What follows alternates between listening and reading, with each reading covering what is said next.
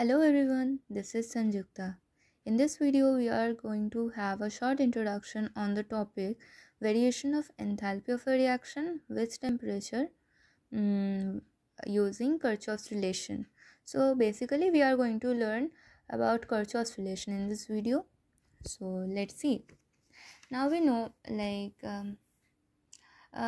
we sometimes need to know the enthalpy change, like variation of enthalpy with temperature, because suppose we have been given the enthalpy change at a particular temperature, but we need to know the enthalpy change at some other temperature for the reaction. Okay. And suppose we are not being able to perform that reaction, we are not having those conditions, but we need to know the at least approximate value. So if we have a relation for the variation, then it will be possible to know about that enthalpy change for the reaction at that certain temperature. So that's why let's see. Okay, suppose a reaction is carried out at constant pressure. Okay, at constant pressure. I'm sorry about the focus on this camera is not okay, like this mobile camera is not being able to focus properly. As you can see, I'm very sorry. uh, okay, at constant pressure, suppose a reaction is occurring. Let's say the reaction is a general reaction. Okay, there are reactants A, B, C and so on, and it is changing to products X, Y, Z and so on. Okay, and the stoichiometric number, respective stoichiometric number are A, B, C, small a, b, c, small x, small y, small z and so on, like whatever you may add. Okay. So the overall enthalpy change of this reaction is equal to the enthalpy of formation of products minus enthalpy of formation of the reactants. So let's write that x del h here, it x, y del h here we write y, like big Y, and m z del h big Z, and so on, minus the reactants.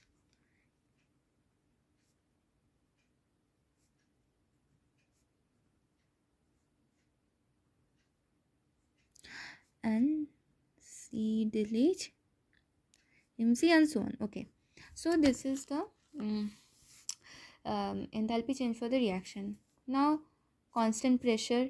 Okay, and we are trying to see the variation of the change of enthalpy change with temperature change. So let's differentiate, obviously.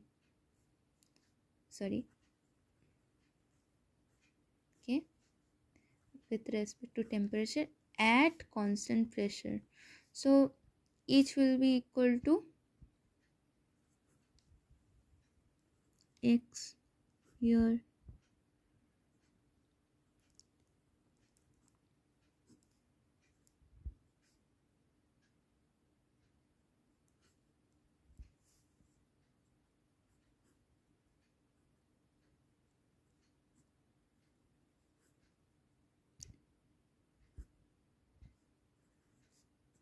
minus a into del ma, sorry, partial derivative, right?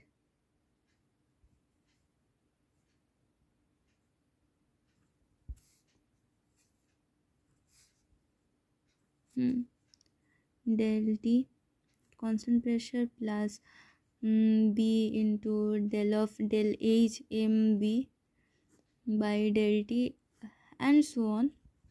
So this is the enthalpy change with respect to temperature at constant pressure, and we know that this is equal to Cp.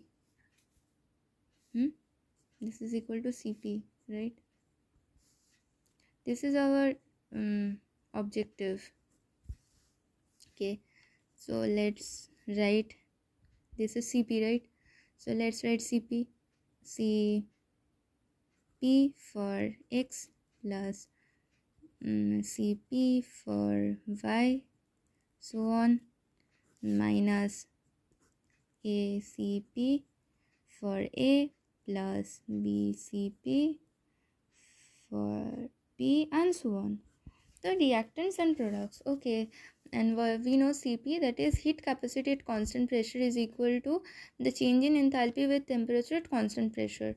We have already learned earlier from the first of thermodynamics, and the relation between heat capacities and enthalpies, all those relations we have learned this earlier only.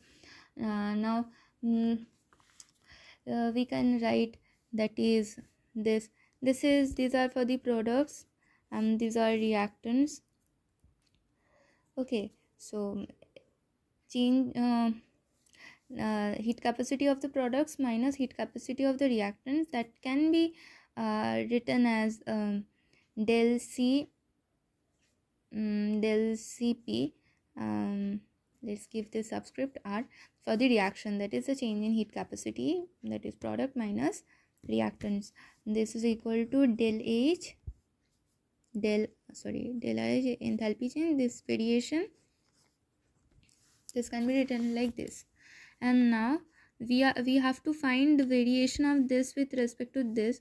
So in order to find this variation, we have to integrate del R Cp dt at constant pressure. If we integrate it, we can have a relation of this. So if we have a relation, then we can and if we, okay, so if we integrate this, we will have a constant of integration C. Okay, finally we will have a constant of integration C. And now this constant of integration can be found out if like this enthalpy change for a particular temperature is given, they can find a constant C for the this integration. Okay, so and now let's see, let's evaluate this reaction. Suppose del R Cp, integrate, let's integrate like this. Let's see. Okay, let's say this change in heat capacity, okay, is independent of temperature. Okay, then what happens? It will be merely like this, plus I and dt. Here from T2 to T1 we are integrating from T1 to T2, so T2 to T1 minus, so del R Cp T2 minus T1 plus I, this is constant of integration. When del R Cp is independent of temperature, when is it independent of temperature? Between the within the interval from T2 to T1 to T2, this function del R Cp is independent of temperature. Not necessarily that function, this function heat capacity may be a function of temperature in other intervals, but in this particular interval it is independent. So this is one case. Here we can easily find our enthalpy change, okay, for the reaction. And if this Cp is del R Cp is dependent on temperature, how is it dependent?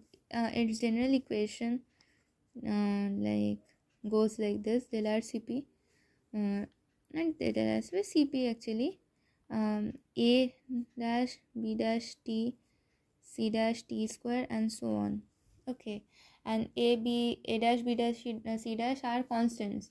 And just by putting this over here, see, this is a function of temperature. Okay, so see, here a is not dependent of temperature, but this is dependent on temperature, so the overall function is dependent on temperature. So in this interval, if this function is dependent on temperature, then we have to integrate, and just by putting it over here and integrating from t1 to t2, we will be able to calculate our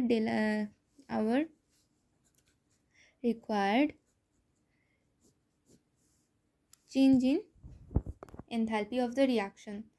So this actually, our objective is Kirchhoff's law, right? This is our objective, like we need to find the variation of enthalpy of a reaction with temperature, and a method is Kirchhoff's relation. Okay, and here our Kirchhoff's relation is this one. This is our Kirchhoff's relation, that is the change in enthalpy of the reaction.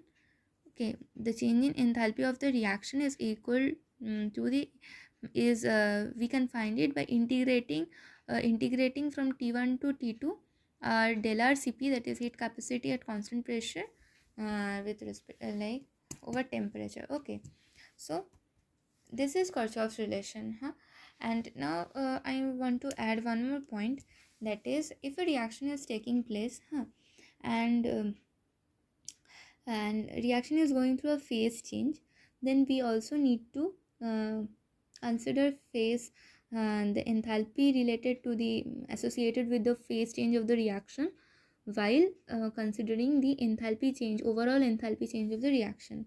Next, suppose combustion is going, okay, and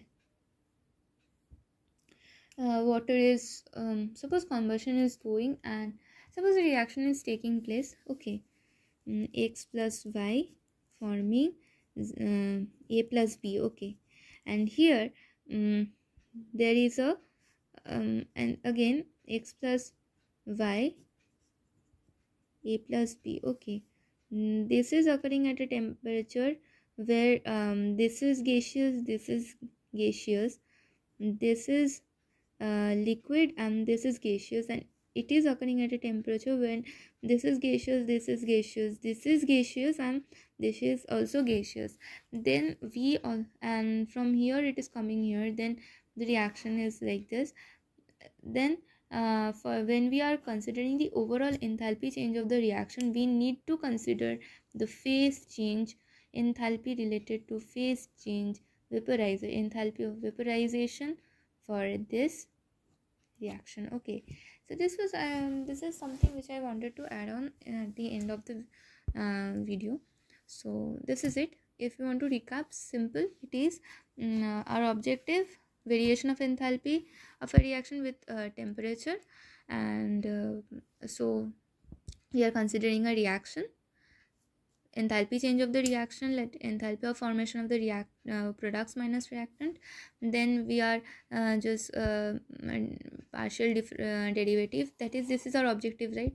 So we are finding it, and here we are going to substitute this partial derivatives which with Cp, obviously, because this equals Cp, and then we are integrating, and this is our Kirchhoff's relation.